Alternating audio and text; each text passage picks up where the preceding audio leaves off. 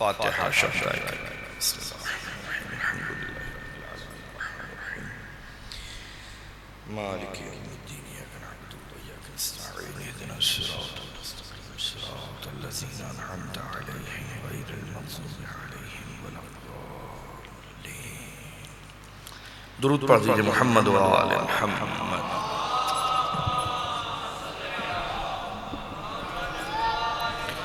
اعوذ باللہ السمیع العلیم من الشیطان اللعین الرجیم بسم اللہ الرحمن الرحیم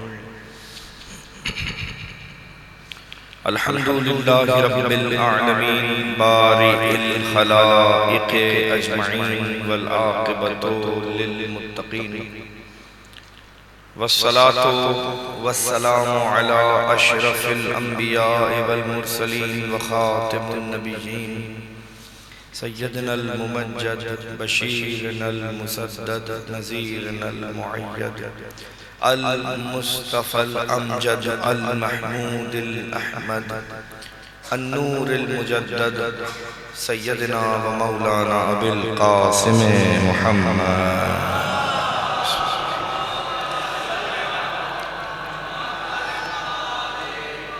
وعلى أهل بيته الطيبين الطاهرين المعصومين المظلومين الغر الميامين ولعنة الدائمة الباقية على أعدائهم أجمعين من يومنا هذا ومن يوم ظلمهم ومن يوم عداوتهم ومن الآن إلى قيام يوم الدين أما بعد فقد قال الله سبحانه وتعالى في محكم كتابه المجيد وفرقانه الحميد وقوله الحق وهو أصدق الصادقين بسم الله الرحمن الرحيم اقرأ باسم ربك الذي خلق الإنسان من علق اقرأ وربك الأكرم الذي علم بالقلم علم الإنسان ما لم يعلم كلا إن الإنسان ليطغى أن رآه استغنى اِنَّا إِلَىٰ رَبِّكَ رُجَاء صلوات علی محمد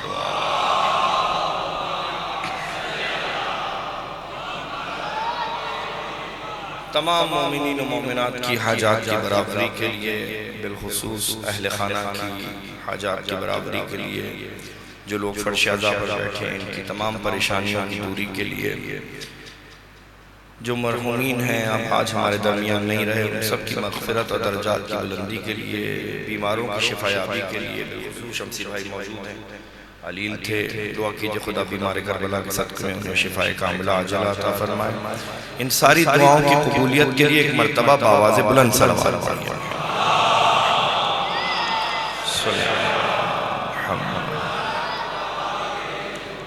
سامعین قابل صد احترام میں نے سرنامہ کلام میں قرآن مجید فرقان حمید کا پہلا سورہ ہے ترتیب نزولی کے اعتبار سے اور اس کی ابتدائی آیات کی تلاوت کا شرف حاصل کیا ارشاد رب العزت ہو رہا ہے اقرأ بسم ربک الذی خلق پڑھو اپنے اس رب کے نام سے پڑھو جس نے تمہیں خلق کیا خلق الانسان من علق اور پھر فوراً ہی خلق کا لفظ دوبارہ استعمال کیا کہا جس نے انسان کو جمے ہوئے خون سے خلق کیا پھر کہا اقرأ وربک الاکرم اور اپنے اس رب کے نام سے پڑھو جو تمہارا کریم رب ہے الذی علم بالقلم جس رب نے انسان کو قلم کے ذریعے سے لکھنا سکھایا علم الانسان ما لم یعلم اور انسان کو وہ کچھ سکھلا دیا جو وہ نہیں جانتا تھا یہ 5 آیتیں ان 5 آیتوں میں پروردگار عالم نے خصوصیت کے ساتھ انسان کی تخلیق کا تذکرہ کیا ہے اور اس تخلیق کے تذکرے کے ساتھ پہلا ہی لفظ جو ہے جو خطاب پروردگار عالم نے بنی نوع انسان سے کیا وہ کیا ہے پڑھو پہلا ہی لفظ یعنی ذرا تصور کیجئے کہ علم حاصل کرنا بنی نوع انسان کے لیے کس قدر اہمیت کا حامل ہے اور کتنی مرتبہ دوہرا کے علم کی بات کی کہ ہم نے انسان کو قلم کے ذریعے لکھنا سکھایا ہے، علم، ہم نے انسان کو وہ کچھ سکھلا دیا جو وہ نہیں جانتا تھا۔ اور ان 5 آیتوں کے بعد ذرا مزاج بدل گیا اور کہنے لگا کلا ان الانسان لیطغی، کہنے لگا جب انسان الرہ استغنا، جب مستغنی ہو گیا، جب انسان بے نیاز نہ رہا، جب انسان حاجت مند نہ رہا، توجہ کر رہے ہیں، جب انسان نیاز مند نہ رہا تو ہماری بارگاہ میں سرتابی کرنے لگا، ہماری بارگاہ میں سرکشی کرنے لگا۔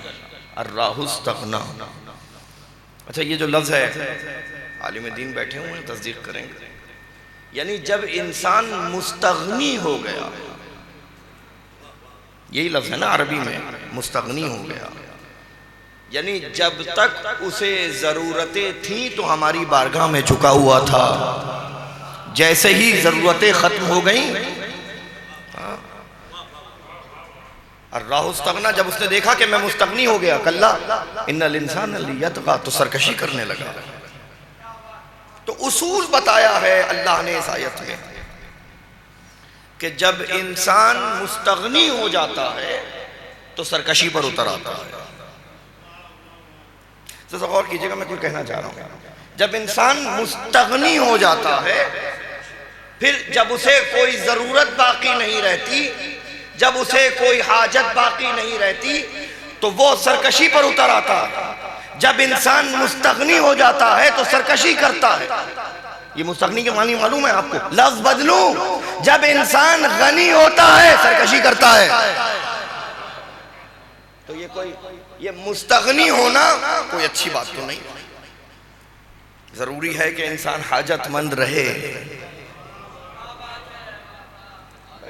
اب میں کہنا نہیں چاہ رہا ہوں جو لفظ میں کہنا چاہ رہا ہوں، یہ ہونا تو کوئی اچھی بات نہیں،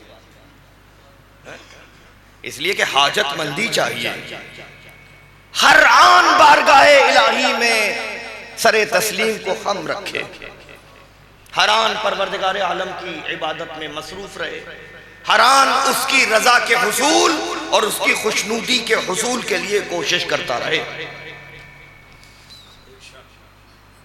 اس لیے کہ فرش عبدیت کے سجدہ گزار کو اجازت نہیں ہے کہ وہ عرش معبودیت کے سید و سلطان سے سرتابی کرے۔ ذرے کو صحرا سے، قطرے کو دریا سے، خس کو بجلی سے، ستارے کو کہکشاں سے، پھول کو گلستان سے، تصادم و سرتابی کی اجازت ہوگی، مگر اس انسان ضعیف البنیان کو خدا لا مکان و لا زمان کے آگے تصادم و سرتابی کی اجازت نہیں، اس لیے کہ اس کا یہ حق اس وقت چھن گیا جب اس نے صحیفہ تخلیق پر دستخط بحیثیت مخلوق کر دیے اور اپنے خالق ہونے سے انکار کر دیا۔ میں کیا کہہ رہا ہوں؟ میں کہنا یہ چاہ رہا ہوں کہ جب انسان لقد کرمنا بنی آدم وحملناہم فی البر والبحر ورزقناہم من الطیبات وفضلناہم علی کثیر ممن خلقنا تفضیلا کا تاج پہنتا ہے تو انسان کو چاہیے کہ اس تاج کی لاج بھی رکھے، اور جب عقل سلیم کی قبا سے بے بشریت ہے تو اس کا لحاظ بھی رکھے، اور جب خانے نعمت کی ضیاء کے لیے منہ کو کھولتا ہے تو ربط اللسان بھی رکھے، اور جب دونوں ہاتھوں کی چابک دستیوں سے خدا کی نعمتوں کو لوٹتا ہے تو پھر ان ہاتھوں کو اس کی طرف بلند بھی کرے، اور جب خاتم کی طرح خدا کے مال و ملال کو خرچ کرتا ہے تو خاتم کی طرح رضا الہی کو پیش نگاہ۔ صلوات پڑھے محمد و آل محمد۔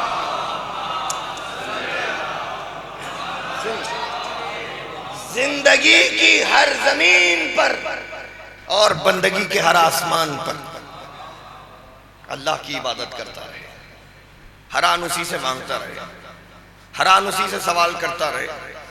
اے مبدأ فیض الاسلام، اے خالق نفس آباد، اے مالک موت و حیات، اے حاکم شہ جہات، اے مدبر زمان و مکان، اے واجب الوقار، اے عدم کے نہا خانوں سے نکال کر بازار وجود میں لا کر تجدید رنگ کرنے والے، اے نیستی کے صحرا سے برآمد کر کے ہستی کے دامن گل فروش میں حسن و جمال کی نمائش کرنے والے، اے کوثر وجود سے پیمانہ مشیت فیض تقسیم کرنے والے، اور اے آسمان کی بلندیوں پر رہ کر امکان کی بستیوں پر رحم کرنے والے، رحم کر، رحم کر، رحم کرم کر، کرم، ہم محتاج ہیں، تو غنی، تو اعلیٰ، ہم ادنا، ہم بے تاج، تو صاحب تاج، اور ہم کشکول گدا، تو دست عطا، صلوات پڑھے محمد و آل محمد۔ اللہ ہے، یہ تو اللہ ہی کو زیب دیتا ہے نا۔ اچھا کمال یہ ہے کہ مانگتے سب خدا سے ہیں بھئی، اگر دو چار لفظ مشکل ہوں تو اس کے معنی پوچھ لیجئے، بڑے بیٹھے ہیں وہ بتا دیں گے، میں خود بتا دوں گا۔ کبھی کبھی سوچتا ہوں کہ سلیس زبان میں گفتگو کی جائے، پھر کبھی سوچتا ہوں کہ گفتگو تو منبر کے شایع نشان ہونی چاہیے، ہے کہ نہیں؟ تو میں آپ کے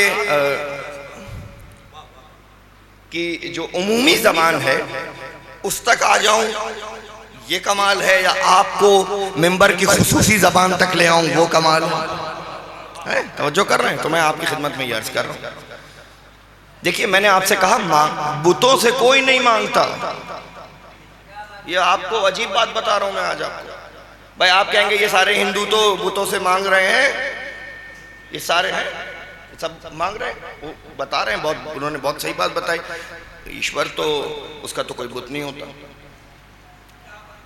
ایشور جو ہے وہ تو اللہ ہی ہے، اسی کو تو ایشور کہتے ہیں، نہ اس کا کوئی مندر بناتے ہیں نہ اس کا کوئی بت ہوتا۔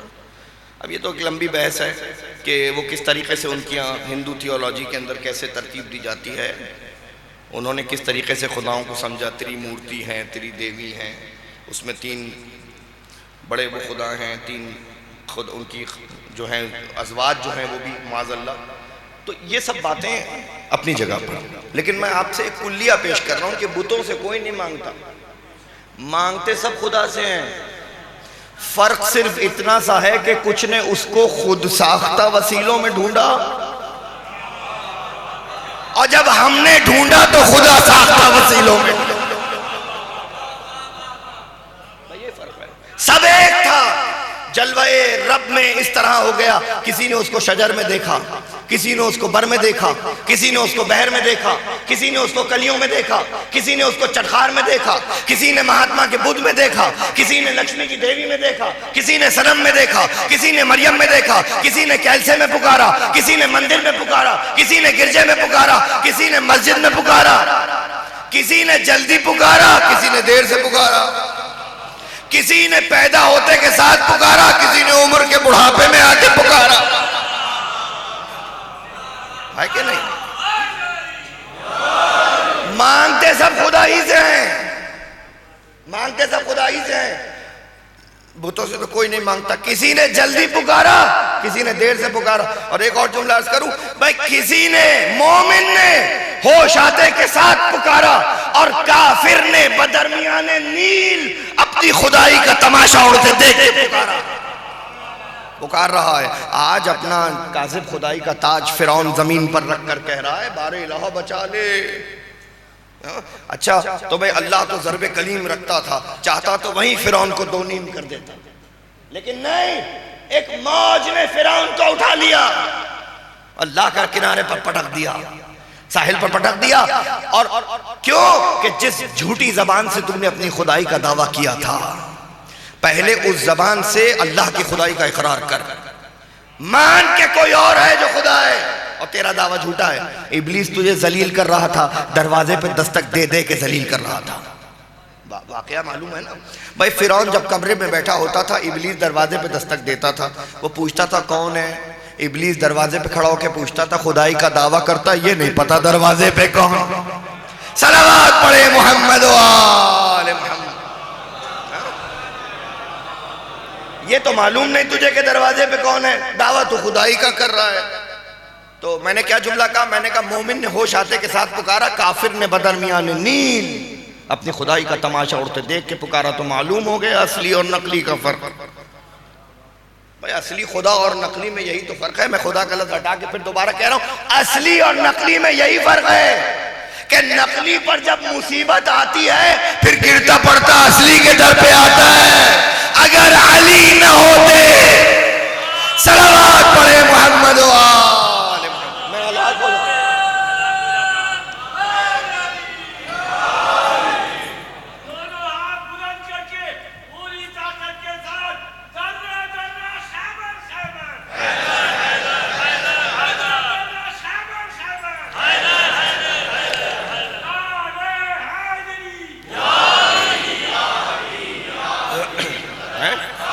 سلامت رہیں، درود پڑھیے محمد و آل محمد۔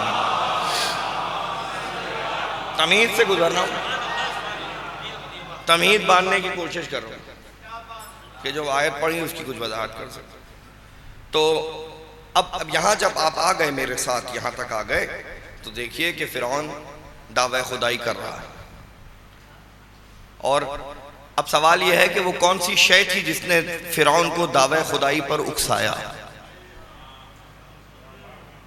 کون سی شے تھی؟ بھئی بہت ساری چیزیں ہیں جو برائیوں کی جڑ ہیں، لیکن اس میں جو سب سے بڑی برائی کی جو جڑ ہے وہ ہے جہالت۔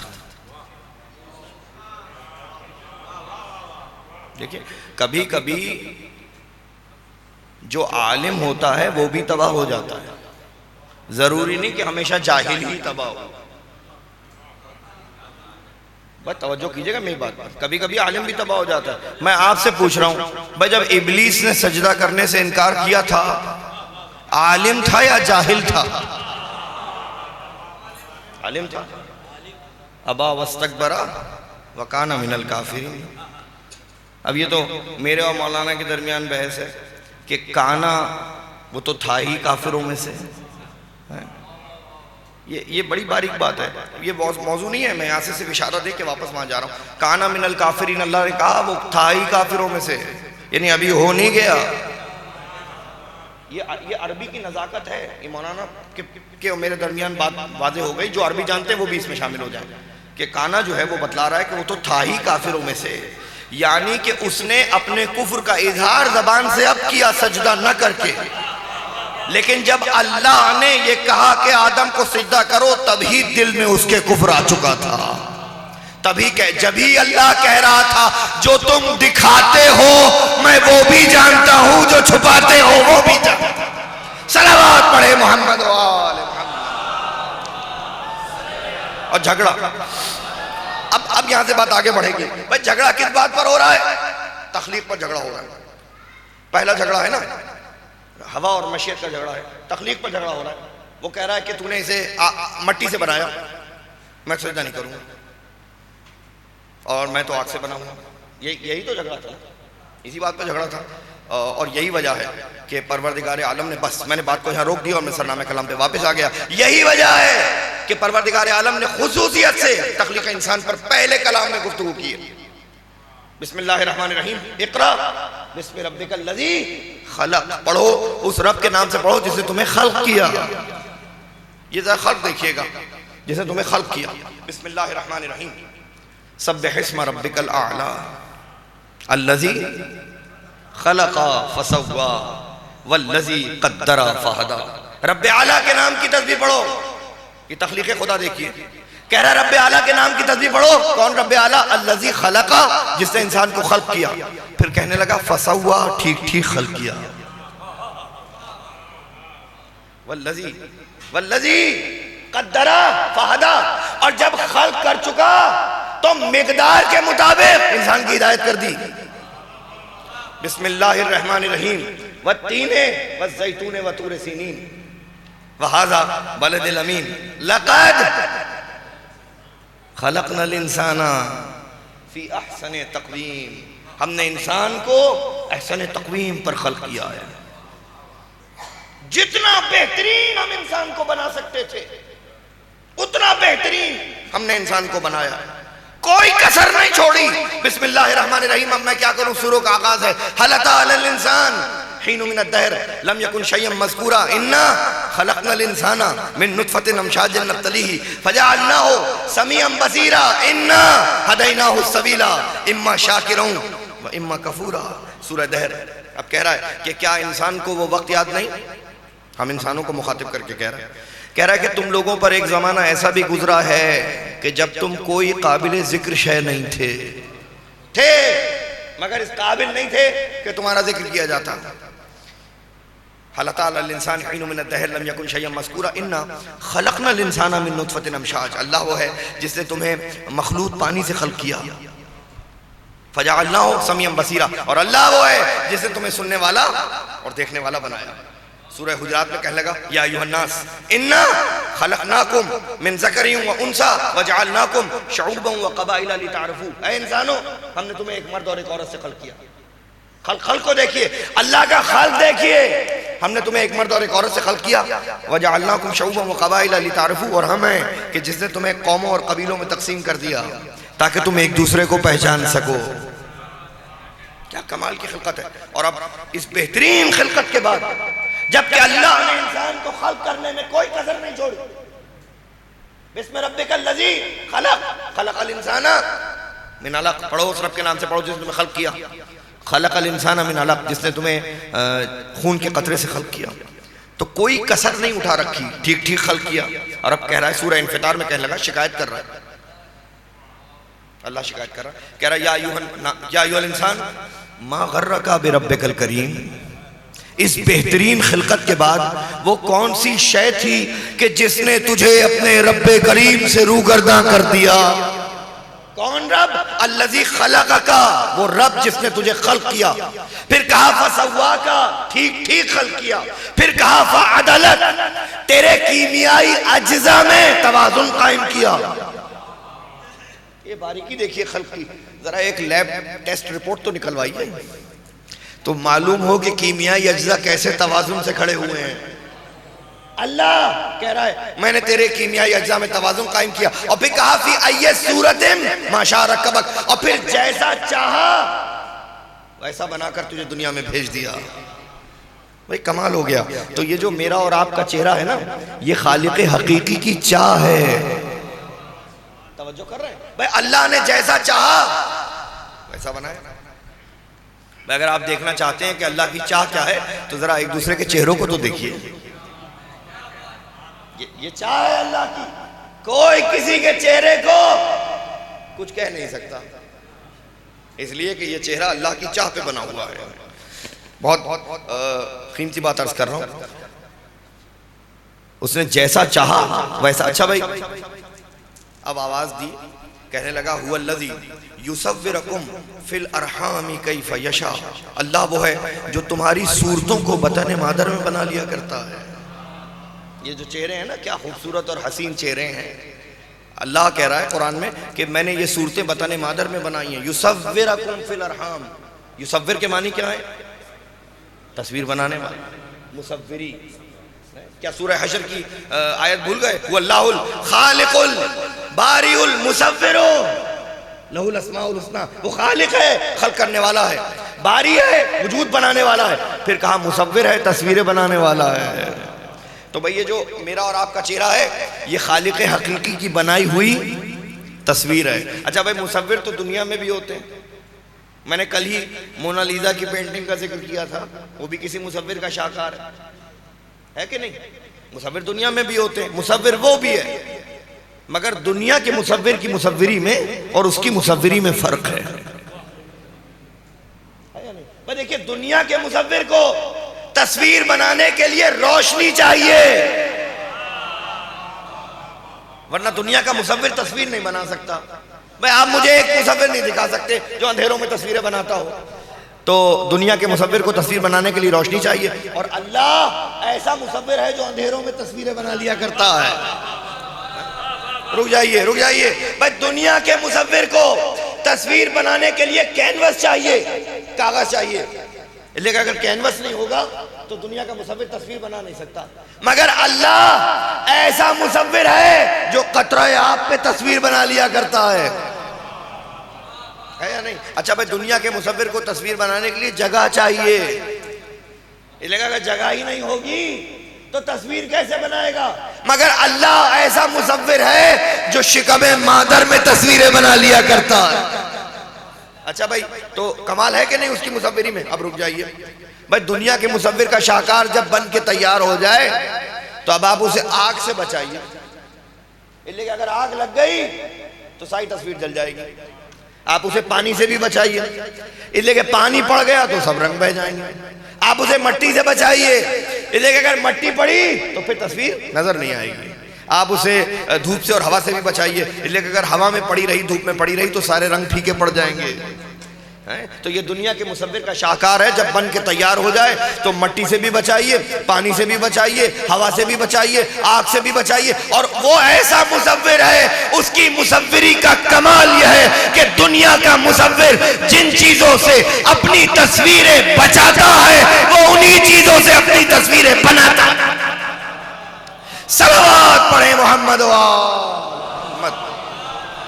یہ ہے اس کی تخلیق، یہ ہے اللہ کی تخلیق۔ کتنے چہرے میری نگاہوں کے سامنے ہیں، ہزاروں، لاکھوں، کروڑوں، اربوں، کسی کی آنکھ سے نہیں ملتی۔ کیا کمال مصوری ہے۔ کسی کے کان کسی کے کانوں میں نہیں ملتے، ہے یا نہیں؟ کسی کے ہونٹ کسی کے ہونٹوں سے نہیں ملتے۔ ارے صاحب کسی کی مسکراہٹ کسی کی مسکراہٹ میں نہیں ملتی، کسی کی چال میں نہیں ملتی۔ تو جتنے بنائے سب ایک دوسرے سے مختلف۔ دیکھیے میں مصور نہیں ہوں، آپ مجھے ایک کاغذ و قلم دے دیجئے، کتنے اچھے ہوں گے آپ اگر میں کاغذ و قلم مانگوں اور آپ دے بھی دیں۔ کیا اچھے لوگ ہیں جو کاغذ و قلم مانگا جائے، قلم و دوات میں آپ سے مانگوں، آپ مجھے دے دیجئے۔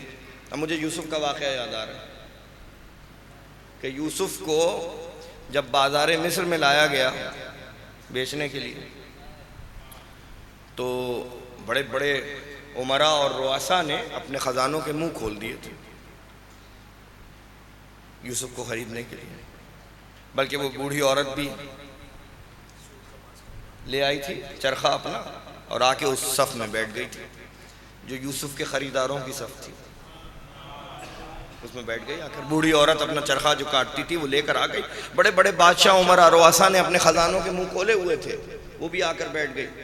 اب لوگوں نے پوچھا کہ بھائی یہ اتنے سارے خزانے ہیں، بڑے بڑے رؤساء عمراء آئے ہیں یوسف کو خریدنے کے لیے، تیرے چرخے کے بدلے کہاں کوئی یوسف کو خرید سکتا ہے یا تو خرید سکے گی؟ تو کہنے لگی مجھے بھی معلوم ہے کہ میں اپنے چرخے کے بدلے یوسف کو نہیں خرید سکتی، مگر میں تو اس لیے بیٹھی ہوں کہ یوسف کے خریداروں میں میرا نام تو آئے گا۔ یہ بڑا پیغام ہے، بڑا میسج ہے یہ کہ میرا نام تو آئے گا یوسف کے خریداروں میں۔ اچھا بھائی اب سنیے ہوا کیا، ترازو لگایا گیا خریداری کے لیے یوسف کی، اور ترازو کے ایک پلڑے پر یوسف کو بٹھا دیا گیا اور دوسرے پلڑے پر لوگوں نے اپنے، اب کہتا ہے یہ ہوا کہ بھائی جس کا خزانہ زیادہ ہوگا اور جس کا وزن، خزانے کا وزن یوسف کے وزن سے زیادہ ہوگا وہ یوسف کا خریدار ہوگا۔ اب پہلے ایک امیر نے اپنا خزانہ رکھا تو یوسف کا وزن بھاری رہا، پھر دوسرا رئیس اپنا خزانہ رکھا تو یوسف کا وزن بھاری رہا، پھر تیسرے امیر نے اپنا خزانہ رکھا، یہاں تک کہ سارے خزانے لادے گئے مگر یوسف کا وزن بھاری ہی رہا۔ اب کیا کریں سارے؟ دیکھیے وہ تو یوسف کو ایک انسان سمجھ کے خرید رہے تھے مگر دنیا کے خزانے بھی نبوت کے وزن کو کم نہیں کر سکتے، ہے نا؟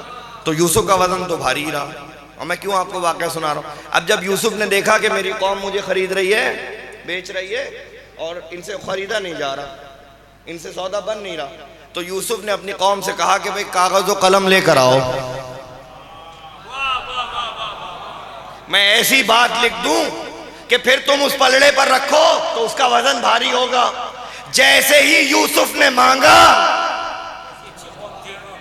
فوراً جا کے کاغذ و قلم لے آئے، ابھی یوسف کا کلمہ نہیں پڑھا تھا، قلم لا کے یوسف کو دے دیا، وہاں 63 سال نبی رہے، قلم مانگا۔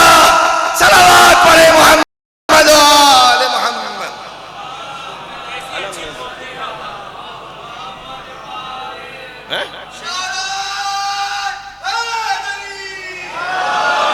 کیا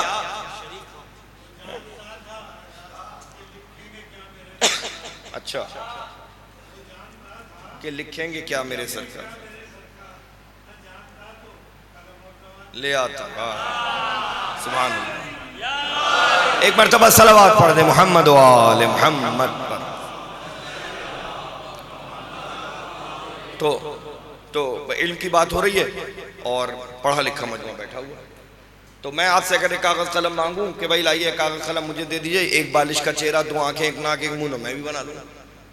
ٹھیک ہے میں مصور نہیں ہوں لیکن اتنا تو میں بھی آپ بھی بنا لیں گے. لیکن دیکھیے اب میں جو بات کہہ رہا ہوں ذرا اس کو سمجھیے گا کہ جب میں بناؤں گا 2 آنکھیں, 1 ناک, 1 منہ, ٹیڑھا میڑھا بنا لوں گا, اور پھر جب دوسرا بناؤں گا وہ پہلے سے الگ ہوگا, پھر تیسرا بناؤں گا وہ پہلے دوسرے سے الگ ہوگا. یعنی جتنے میں بناتا جاؤں گا سب ایک دوسرے سے الگ ہوں گے. کیوں؟ اس لیے کہ میں اناڑی ہوں. اگر میں ماہر مصور ہوتا تو یہ بیٹھے ہیں نا ماہر مصور ہیں, غلام عباس روفی صاحب, ریحان اعظمی صاحب کے بھتیجے سامنے بیٹھے ہیں. ان کے پاس لے جائیے, آپ کاغذ قلم لے جائیے, اپنی تصویر ان کو دے دیجئے. گارنٹی میں آپ کو دے رہا ہوں جیسی آپ تصویر دیں گے ویسے ہی بنا کے یہ آپ کو دے دیں گے, کیونکہ یہ ماہر ہیں. میں کہنا کیا چاہ رہا ہوں, مہارت کا تقاضا یہ ہے کہ ایک جیسے بنائے, اور الگ الگ بنانا تو اناڑی کا کام ہے. اور یہاں ہو کیا رہا ہے کہ جتنے بنائے سب ایک دوسرے سے مختلف. کسی کی آنکھ سے نہیں ملتی, کسی کا چہرہ کسی کے چہرے سے نہیں ملتا, سب ایک دوسرے سے مختلف. تو بھائی یہ تو اناڑی کا کام ہوا. تو آواز قدرت آئے گی, سنو یہ اناڑی کا کام نہیں ہے, قدرت کا کام ہے کہ ہزاروں لاکھوں کروڑوں بنائے سب ایک دوسرے سے مختلف. لیکن جب کمال قدرت دکھانے پر آئے تو 12 ایک جیسے بنا کر.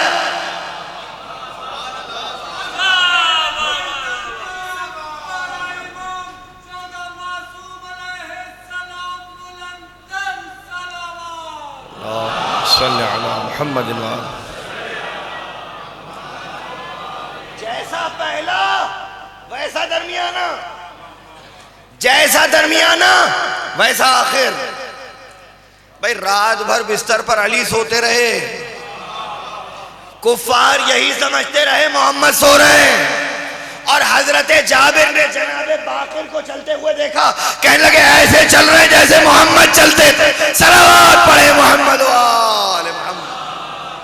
چال بھی وہی ہے, چال بھی وہی ہے, توجہ ہے, چال بھی وہی ہے, گفتار بھی وہی ہے, سیرت بھی وہی ہے, کردار بھی وہی ہے کہ نہیں؟ تو کمال ہو گیا. اس نے مہارت اپنی دنیا کو دکھلا دی. بھائی اگر یہ 12 نہ ہوتے تو آپ ماہر کیسے ثابت کرتے؟ دوسری دلیل تو میں نے آپ کی خدمت میں عرض کی تھی. کیا مہارت ہے؟ کیا کوئی مصور 2 ایک جیسے بنائے گا جو اللہ نے 12 ایک جیسے بنائے ہیں؟ تو پھر صلوات پڑھ دیں محمد و آل.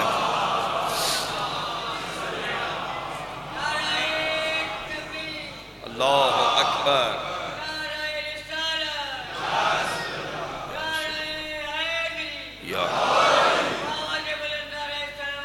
اللہم صلی علی محمد. میں آپ کی خدمت میں عرض کروں کہ اس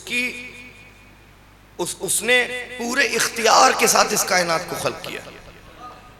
یہ خلق پہ بات ہو رہی ہے جو میں نے سلام کلام سے لفظ آپ کی خدمت میں پیش کیا آیت قرآنی سے. سورہ قصص میں کہہ رہا ہے ربک یخلق من یشاء و یختار. تمہارے رب کو پورا اختیار ہے, جو چاہے خلق کرے, جیسا چاہے خلق کرے. کوئی اس کے اختیار خلقت میں دخل اندازی نہیں کر سکتا. اللہ کے اختیار خلقت میں بھائی اگر اس فرش ازا پر کوئی اٹھ کے کھڑا ہو جائے اور کھڑا ہو کے کہے کہ بھائی یہ جو سورج ہے یہ گول ہے, اگر یہ چوکور ہوتا تو زیادہ اچھا ہوتا. اگر کوئی یہ کہے کہ چاند جو ہے گول ہے, اگر تکونا ہوتا تو زیادہ حسین ہوتا, ایسا تو خیال بھی کسی کے دل میں نہیں آتا. کوئی یہ کہے کہ جو ستارے ہیں نیل کو فضاؤں میں بکھرے ہوئے ہیں, پراگندہ ہیں, یہ سب اگر ایک صف پہ لگے ہوئے ہوتے تو زیادہ اچھے لگتے. کوئی یہ کہے کہ کوئی بڑا پہاڑ, کوئی چھوٹا پہاڑ, اگر سارے پہاڑ ایک حجم کے ہوتے پھر زیادہ خوبصورت ہوتے.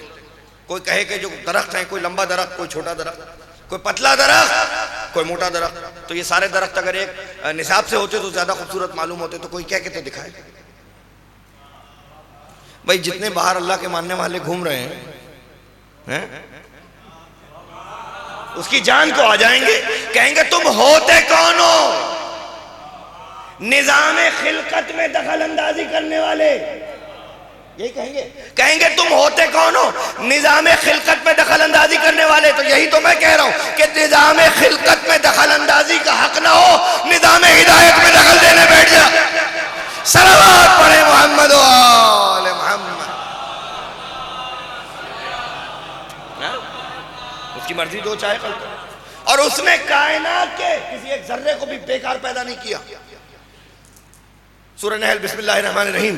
اتا امر اللہ فلا تستعجلوہ سبحانہ وتعالی عما یشرکون. تیسری آیت. خلق السماوات والارض بالحق تعالی عما یشرکون. اللہ نے آسمان و زمین میں جو کچھ بھی ہے اسے ایک قاعدے قانون کے تحت پیدا کیا ہے، اور بلکہ سن لیجئے حق پہ پیدا کیا ہے نا. بالحق، بالحق کے معنی کیا؟ حق پہ پیدا کیا. خلق السماوات والارض بالحق، ہم نے آسمان و زمین کو حق کے ساتھ خلق کیا. تو جب حق کے ساتھ خلق ہوا ہو، جو حق کے ساتھ خلق ہوا ہو، وہ کافر کیسے ہو سکتا ہے؟ بہت توجہ کی. دلیل دوں، سورہ آل عمران اس کی 83 آیت میں کہا وَلَهُ أَسْلَمَ مَنْ فِي السَّمَاوَاتِ وَالْأَرْضِ طَوْعًا وَكَرْهًا وَإِلَيْهِ يُرْجَعُونَ. بھائی جو کچھ بھی آسمان و زمین میں ہے، چاہتے ہوئے نہ چاہتے ہوئے سب اللہ کا مسلمان ہے. اب ذرا مجھے کچھ کہنے کی اجازت دیجئے. بھائی سورج اللہ کا مسلمان ہے. اللہ کہہ رہا ہے جو کچھ بھی آسمان و زمین میں ہے سب اللہ کا. کلمہ پڑھ چکا ہے، مسلمان ہے. سورج اللہ کا مسلمان ہے، چاند اللہ کا مسلمان ہے، ستارے اللہ کے مسلمان ہیں، درخت اللہ کے مسلمان ہیں، یہ جو دریا روانی سے بہ رہے ہیں اللہ کے مسلمان ہیں، جو جانور دشت و جبل میں گھوم رہے ہیں سب اللہ کے مسلمان ہیں. مگر کمال ہے کہ ان میں سے کسی ایک کے مسلمان ہونے کے لیے کلمہ پڑھنے کی ضرورت نہیں ہے. توجہ کیا آپ نے؟ کوئی کہہ نہیں سکتا کہ سورج نے کلمہ نہیں پڑھا. کوئی کہہ نہیں سکتا کہ چاند نے کلمہ نہیں پڑھا. قرآن کہہ رہا ہے کلمہ پڑھے نہ پڑھے مسلمان ہے. جملہ سنیے گا، کلمہ پڑھے نہ پڑھے مسلمان ہے. بھائی کلمہ وہ پڑھے جو بتوں کے آگے سر ٹیکتے رہے ہوں، جو پیدا ہی نبوت کو پالنے کے لیے ہوا ہو، اسے کلمہ پڑھانے کی کوشش نہ کرنا.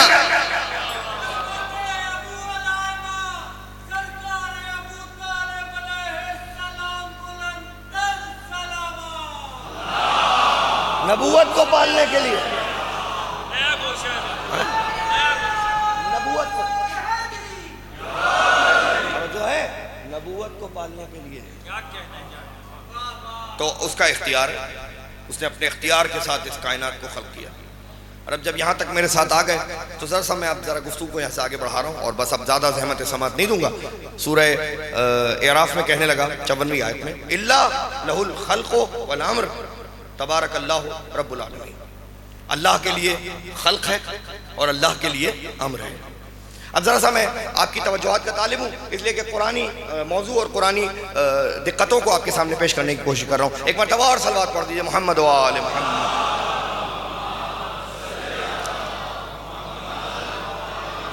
خلق میں نے آپ کی خدمت میں عرض کر دیا. خلق کے معنی کیا ہے؟ انسانوں کو بنایا، خلق کیا. زمین و آسمان کو بنایا، خلق کیا. اب کہہ رہا ہے اللہ لہ الخلق والامر، اللہ ہی کے لیے خلق ہے اور اللہ ہی کے لیے ایک اور شے ہے امر. اچھا بھائی امر کے خلق کے معنی کیا ہے؟ خلق کے معنی ہے کسی شے کو بنانا. اچھا بھائی امر کے کیا معنی ہے؟ سوال ہے نا. امر کے معنی بھی میں آپ کو بتا دیتا ہوں. امر کے معنی بھی ہے کسی شے کو بنانا. دونوں کے معنی ہے. دونوں صورتوں میں کوئی شے مورد وجود میں آئے گی. چاہے اللہ خلق کرے تو بھی بنے گی، چاہے اللہ امر کرے تو بھی بنے گی. دونوں صورتوں میں کوئی شے بنے گی. مگر ایک فرق ہے کہ جب خلق کرے گا تو وقت لگے گا، جب امر کرے گا تو کہے گا ہو جا، وہ ہو جائے گی.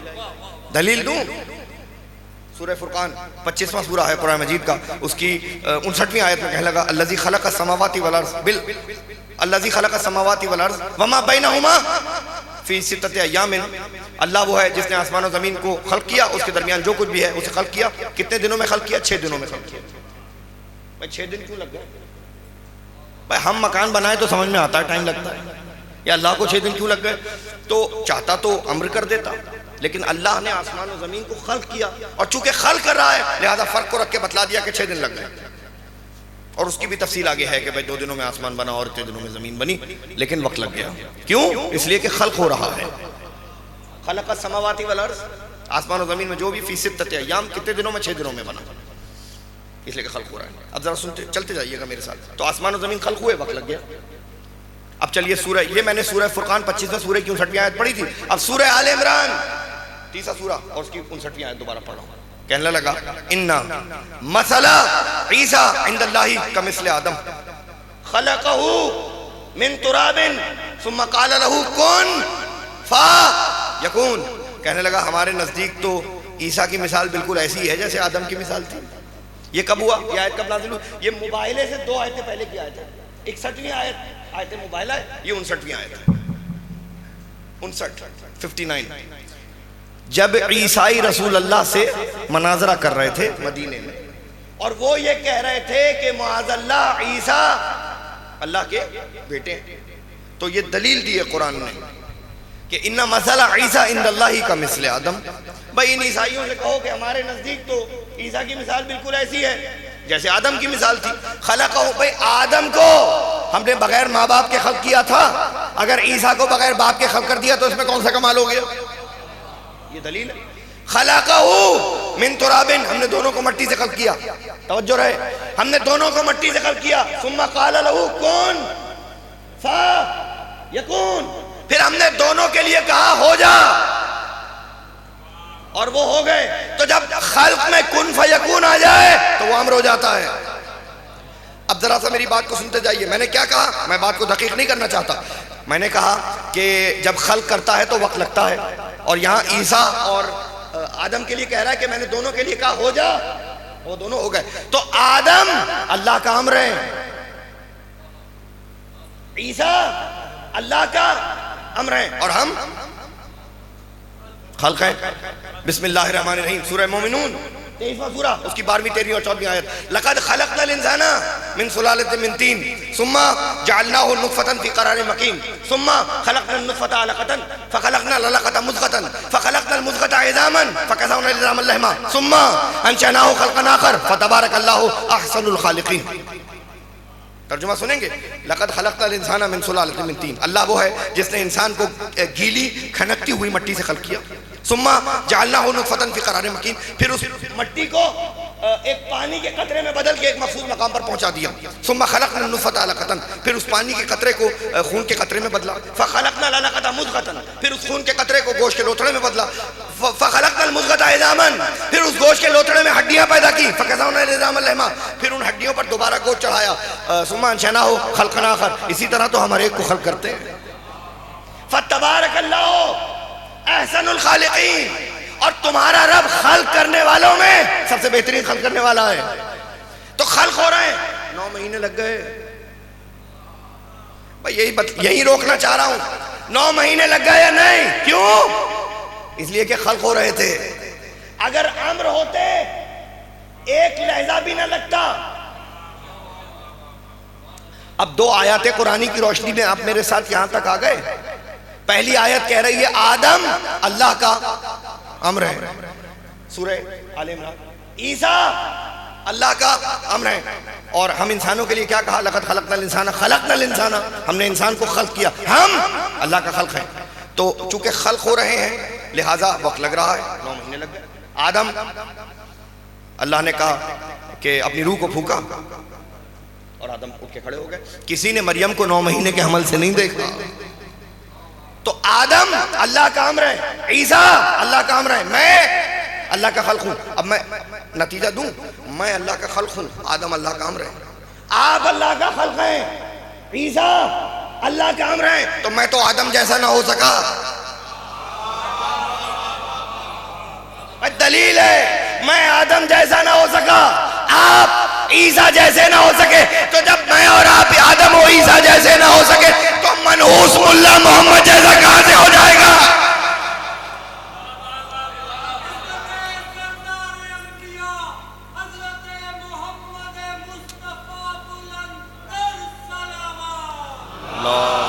صلی علی محمد. دلیل بھائی دلیل ہو تو اسے مان لینا چاہیے نا. کن فیکون امر ہے, کیا سورہ یاسین کی آیت ذہنوں میں نہیں؟ انما امرہ اذا اراد شیئا ان یقول لہ کن فیکون. قرآن کہہ رہا ہے اس کا امر یہ ہے کہ جب وہ کسی شے کو بنانے کا ارادہ کرتا ہے تو کہتا ہے ہو جا, وہ ہو جاتی ہے. تو جہاں تخلیق ہوگی, خلق ہوگا, وہاں وقت لگے گا. دلیل آ گئی. جہاں امر ہوگا وہاں وقت نہیں لگے گا. اب میں لفظوں کو بدل کے ایک جملہ آپ سے کہوں, جہاں تدریج ہوگی وہ خلق ہے. بہت مشکل بات ہے, میں بہت مشکل بات کہہ رہا ہوں. میں ایک منٹ میں اس کی وضاحت کر دیتا ہوں. بھائی دیکھیے اللہ کیا ہے؟ احسن الخالقین. احسن الخالقین کی معنی کیا؟ خلق کرنے والوں میں سب سے بہترین خلق کرنے والے. اچھا بھائی یہ اور خلق کرنے والے کون آ گئے؟ یہ ہم آپ ہیں, یہ ہم آپ ہیں, یہ سب ہماری تو تخلیقات ہیں. یہ سب جو آپ دیکھ رہے ہیں یہ کوئی درختوں پہ تو نہیں اگتا, یہ سب تو ہم تخلیق کرتے ہیں. تو بھائی ہم بھی تخلیق کرتے ہیں, اللہ بھی تخلیق کرتا ہے. تو اللہ کی اور ہماری تخلیق میں فرق ہے. اس کے پاس کمال یہ ہے کہ وہ عدم سے وجود میں لاتا ہے. ہم دو چیزوں کو جوڑ کے تیسری چیز بنا لیتے ہیں, لیکن پھر بھی وہ خلق کرنے والوں میں بہترین خلق کرنے والا ہے. بھائی تھامس ایڈیسن کا نام آپ نے سنا ہے؟ تھامس ایڈیسن کون تھا جس نے بلب ایجاد کیا تھا؟ اب وہ ٹنگسٹن بلب تو اب نہیں ہے, یہ تو نئے قسم کی آ گئی ٹیکنالوجی, لیکن جو ٹنگسٹن بلب ہوتا تھا پہلے سب بات جانتے ہیں, وہی تھامس ایڈیسن نے اس کو بنایا تھا. تو اگر آج فرض کر لیجئے تھامس ایڈیسن آ جائے اس دنیا میں, وہ خالق ہے یا نہیں اس بلب کا؟ ہے نا. وہ اگر واپس آ جائے کہ بھئی یہ تو میں اس کا خالق ہوں, اب میں نے فیصلہ کر لیا میں سارے بلب دنیا سے ختم کر دوں, تو بنا تو سکتا ہے, مٹا نہیں سکتا. یہ فرق ہے اس کی خالقیت میں اور ہماری خالقیت میں. اس کی خالقیت کا کمال یہ ہے جب چاہے خلق کرے, جب چاہے فنا کر. صلوات پڑھے محمد و آل محمد. بس گفتگو ختم ہو گئی. اب اس سے زیادہ آپ کو زحمت سماعت نہیں دوں گا, گفتگو ختم ہو گئی. قرآن نے مختلف مقامات پر, دو چار جملے کہہ کر میں مسائل سے متصل ہو رہا ہوں, مختلف مقامات پر ہم انسانوں کی تخلیق کی بات کی. بس سورہ علق میں کہنے لگا کہ خلق الانسان من علق, ہم نے انسان کو خون کے قطرے سے خلق کیا. بس ایک بات آپ کی ذہنوں میں لانے کے بعد میں مسائل سے متصل ہو رہا ہوں. پھر سورہ دہر میں کہنے لگا کہ اللہ تعالی الانسان حین من الدہر لم یکن شیئا مذکورا ان خلقنا الانسان من نطفہ. کہہ رہا ہے ہم نے نطفے سے خلق کیا. وہاں کیا کہا تھا کہ ہم نے خون سے خلق کیا, اب کہہ رہا ہے ہم نے نطفے سے خلق کیا. کل میں نے ایک آیت پڑھی تھی, هو الذی خلقکم من الطین. ایک جگہ کہہ رہا ہے میں نے تین سے خلق کیا, صحیح ہے. اور ایک آیت اور پڑھ دوں, سورہ روم کی 20ویں آیت, وَمِنْ آیَاتِهِ, اس کی نشانیوں میں سے یہ ہے ان خلقکم من تراب. اب کہہ رہا ہے کہ ہم نے تمہیں تراب سے خلق کیا. اور میں آپ کی خدمت میں عرض کروں, نہیں کہا الگ سے خلق کیا, نہیں کہا میری نشانیوں میں ہے. نطفے سے خلق کیا, نہیں کہا میری نشانیوں میں ہے. تین سے خلق کیا, نہیں کہا میری نشانیوں میں ہے. لیکن جہاں تراب کا لفظ آیا کہا وَمِنْ آیَاتِهِ. پورے قرآن میں ایک ہی آیت ہے, وَمِنْ آیَاتِهِ أَنْ خَلَقَكُمْ مِنْ تُرَابٍ ثُمَّ إِذَا أَنْتُمْ بَشَرٌ تَنْتَشِرُونَ. ہم نے تمہیں, میری نشانیوں میں ہے کہ ہم نے تمہیں تراب سے خلق کیا. سورہ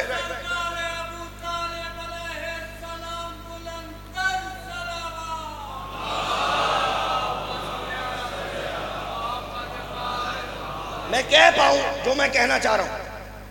سورہ طارق کی 6 آیت میں کہہ لگا خلق من ماء, میں نے تمہیں پانی سے خلق کیا. اب یہ کہ یہ جو خلق کی جو بحث ہے نا, یہ اتنی تفصیلی بحث ہے کہ پورا 10 دن مجلس پڑھتے رہے اس پر تو ختم نہیں ہوگی. اتنا قرآن نے تفصیلی گفتگو کی خلق پر. کہیں کہا ہم نے تمہیں پانی سے خلق کیا, کہیں کہا ہم نے تمہیں تین سے خلق کیا, کہیں کہا ہم نے تمہیں خون کے قطرے سے خلق کیا, کہیں کہا ہم نے تمہیں نطفے سے خلق کیا. لیکن ایک مقام ایسا ہے پورے قرآن میں کہا ہماری نشانیوں میں ہے کہ ہم نے تمہیں تراب سے خلق کیا. اب ذرا سنیے گا میرے ساتھ جو میں اب کہنے کی کوشش کر رہا ہوں. بھائی حدیث قدسی کس کس کو یاد ہے جو میں اب پڑھ رہا ہوں کہ اے محمد اگر میں آسمانوں کو نہ بناتا, اگر میں تجھے خلق نہ کرتا. اب وقت نہیں عربی میں پڑھنے کا, حدیث لولاک کی بات کر رہا ہوں. اور میں زمینوں کا نہ بناتا اگر علی کو خلق نہ کرتا. یاد ہے نا حدیث قدسی؟ اور یہ حدیث جو ہے نا، یہ اس حدیث کو حدیث لولاک کو ملا علی قاری نے بھی لکھا، ہمارے اہل سنت دوستوں نے بھی اس حدیث قدسی کو نقل کیا. میں آسمانوں کو نہ بناتا اگر میں تجھے خلق نہ کرتا محمد، اور میں زمینوں کو نہ بناتا اگر میں علی کو خلق نہ کرتا. تو بھئی آسمان کس کا صدقہ ہے؟ محمد کا، انہی کے صدقے میں تو خلق ہوئے. اور زمینیں کس کا صدقہ ہے؟ علی کا. جبھی تو علی ابو تراب ہیں، جبھی تو ابو تراب ہیں. یا ابا تراب رسول نے خطاب دیا. اب میں کچھ کہنا چاہ رہا ہوں، آسمانیں کس کا؟ انسان خلق ہوا مٹی سے خلق ہوا، خلق من ماء پانی سے خلق ہوا. دونوں آیتیں میں نے آپ کی خدمت میں پڑھ دی. اور اب اس کے بعد میں نے حدیث قدسی پڑھی ہے کہ اللہ آسمانوں کو نہ بناتا اگر محمد کو نہ بناتا، اللہ زمینوں کو نہ بناتا اگر علی کو خلق نہ کرتا. تو آسمان محمد کا صدقہ، زمینیں علی کا صدقہ. اب ایک اور جملہ کہوں، جو آسمان سے برسے محمد کا صدقہ، جو زمین سے اگے علی کا صدقہ. بھائی جو آسمان سے برسے محمد کا صدقہ. پانی آسمان سے برستا ہے، محمد کا صدقہ ہے. بھائی اناج زمین سے اگتا ہے، علی کا صدقہ ہے. تو آپ نے محمد و علی کا مٹی و پانی کے ساتھ رشتہ دیکھا کہ پانی محمد کا صدقہ، مٹی علی کا صدقہ. اب مجھے جملہ کہنے کی اجازت دیجئے کہ جو محمد کو نہ مانے اس کا پانی خراب، اور جو علی کو نہ مانے اس کی مٹی خراب.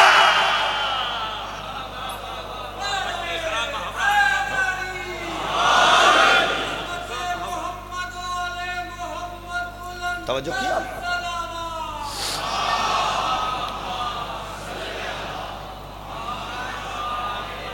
بات پہنچ گئی؟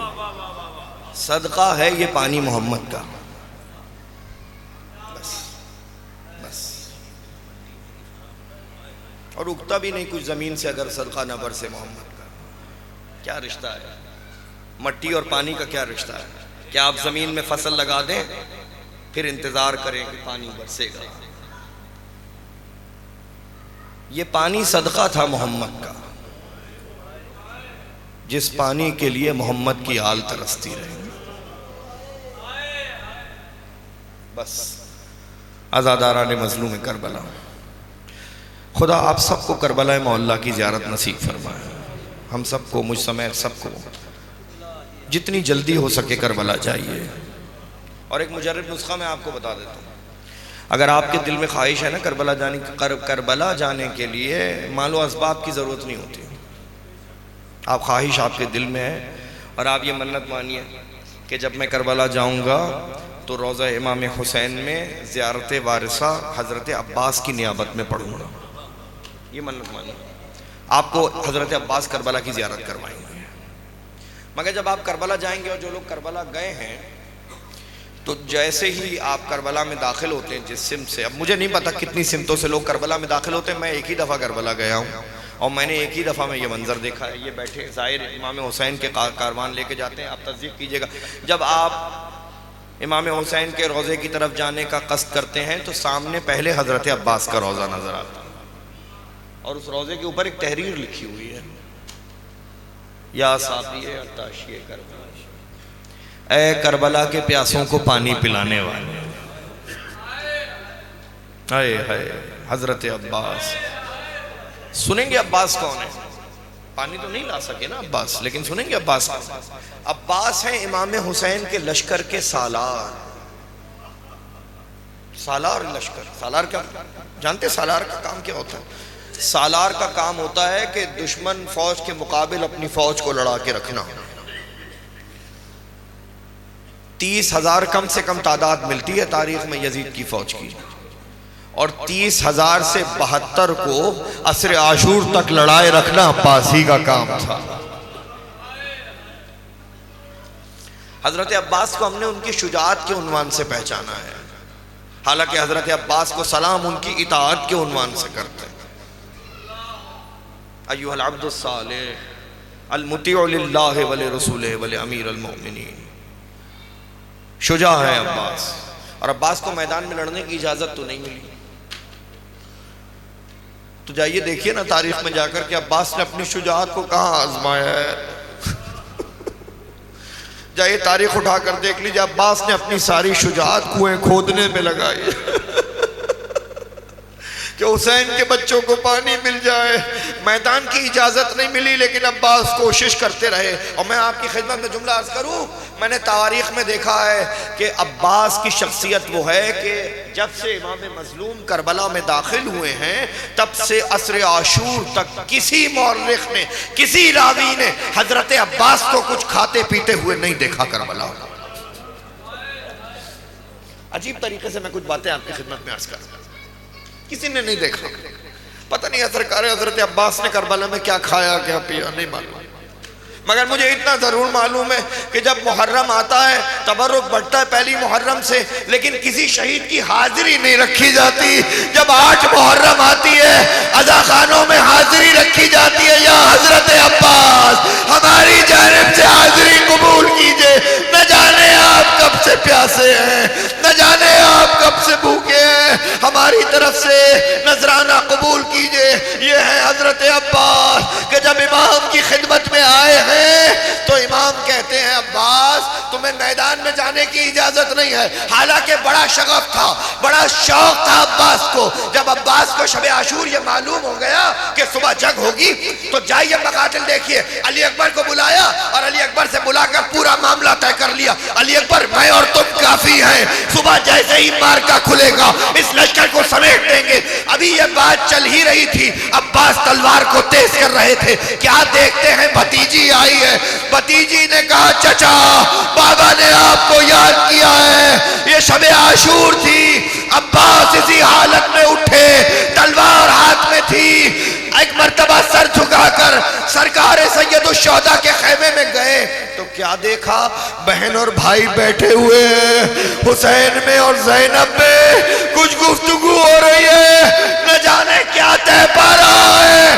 حسین نے پوچھا عباس کیا کر رہے تھے, کہا آقا صبح جنگ ہوگی, اپنی تلوار تیز کر رہا ہوں.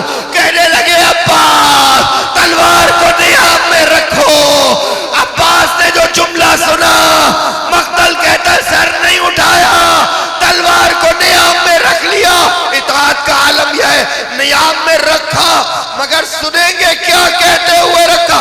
کہنے لگے انا للہ و انا الیہ راجعون. اب عباس کو معلوم ہو گیا, پہلے میں سوچتا تھا کہ یہ کیسے ہو سکتا ہے کہ میری بہنوں کی چادر اتر جائے.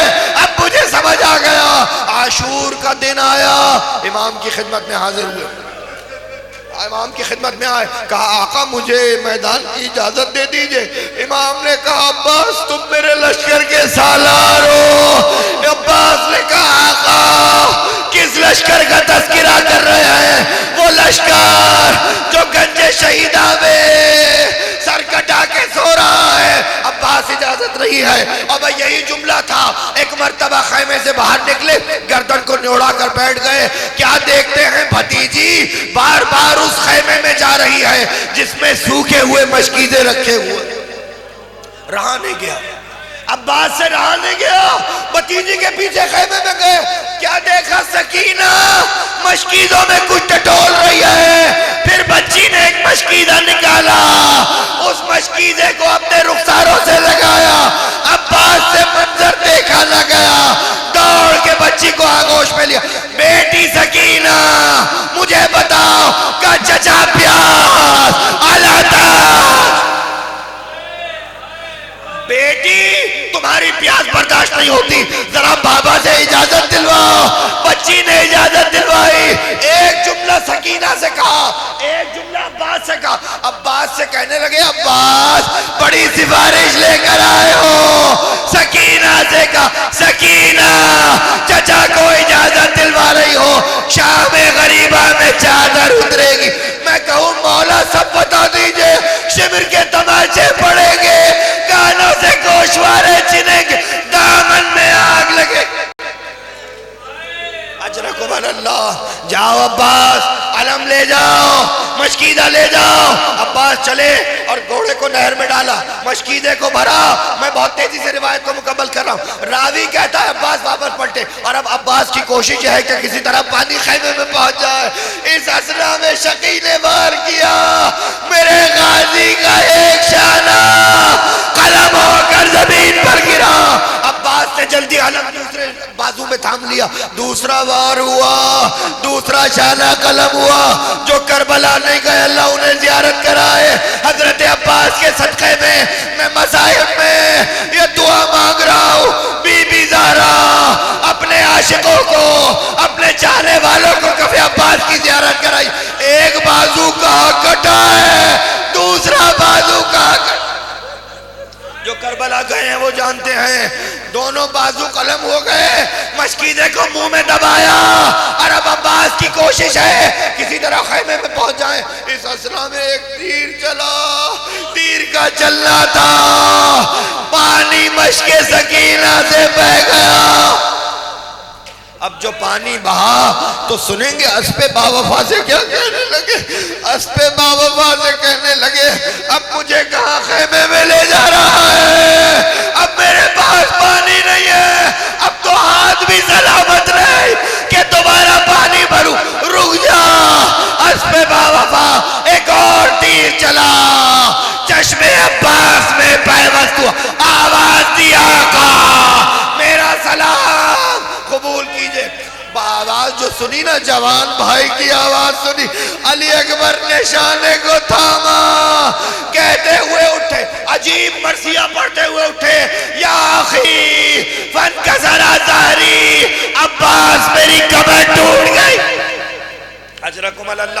لاش عباس پر آئے، آخری جملے لاش عباس پر آئے، کہنے لگے عباس کوئی وصیت ہو؟ کہا آقا جب دنیا میں آیا تھا آپ کی زیارت کی تھی، آقا آپ دنیا سے جا رہا ہوں، میں آپ کو زحمت نہیں دینا چاہتا، لیکن آقا میں نے بڑی کوشش کی ہے کہ گھٹنوں میں پھنسا کے تیر نکال دوں، آقا نہیں نکلتا، سلامت رہی۔ ایک آنکھ میں تیر ہے، دوسری آنکھ میں خون ہے، آقا اپنی زیارت کروائیے۔ امام نے آنکھوں سے خون صاف کیا، علی کے شیر نے آنکھوں کو کھولا، حسین کے چہرے کی زیارت کی۔ حسین اور پھر کہنے لگے آقا ایک وصیت اور، میرا لاشا خیمے میں نہ لے جائیے گا، میں سکینہ سے شرمندہ ہوں، پانی نہیں لا سکا، یہی نہر کنارے چھوڑ جائیے۔ حسین نے علم اٹھایا، مشکیدہ اٹھایا، ادھر سکینہ نے جو علم آتا ہوا دیکھا، بچوں کو جمع کیا، آؤ بچوں میرا چچا آ رہا ہے، پانی لے کر آ رہا ہے۔ راوی کہتا ہے بچے ننھے ننھے کوزے لے کر آ گئے، ارے پانی آ گیا، ادھر دیکھا تو علم آیا، حسین آئے، عباس آئے۔ سکینہ نے کہا بابا چچا کہاں ہے؟ کہا بیٹی چچا ترائی پہ شاہ نے کٹا کے سو گئے۔ آخری جملہ ہے جب تک عباس زندہ رہے بچے پانی مانگتے رہے۔ عباس کی شہادت کے بعد کسی بچے نے پانی نہیں مانگا، پھر خیموں سے علاتش کی آواز نہیں۔ عباس چلے گئے، پھر بچوں نے پانی نہیں مانگا۔ ماتم حسین۔